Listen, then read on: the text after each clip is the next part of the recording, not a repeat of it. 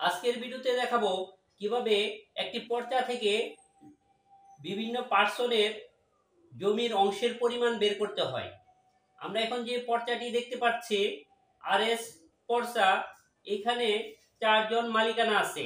মালিকানার অংশের পরিমাণ প্রথম ব্যক্তি রোকেয়া বেগম 0.460 অংশ, রুকন উদ্দিন 0.227 অংশ, সোহরাবউদ্দিন 0.227 অংশ, কৈন সরকার 0.086 অংশ।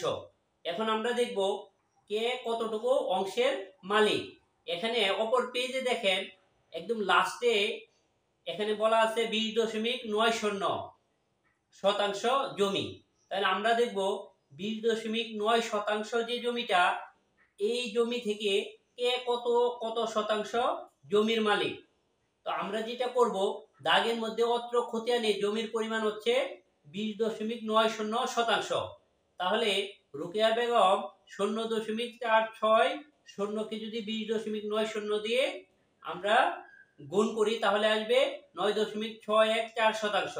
আর রুকন উদ্দিন আহমেদ 0.227 কে যদি 20.90 দিয়ে গুণ করি তাহলে হবে 4.7443 শতাংশ জমি।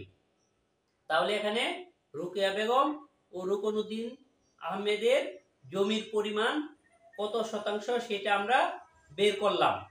এখন আমরা বের করব বাকি যে দুইজন ব্যক্তি আছে তাদের জমির পরিমাণ কত সেটা আমরা বের করব। সোহরাবউদ্দিন আহমেদ 0.227 অংশের মালিক। তাহলে এটাকে যদি আমরা 20.90 দিয়ে গুণ করি তাহলে হবে 4.7443 শতাংশ জমির মালিক। কৈন সরকার হচ্ছে 0.086 অংশের মালিক। এখন আমরা যদি 0.086 কে 20.90 দিয়ে গুণ করি তাহলে হবে 1.7974 শতাংশ জমির মালিক।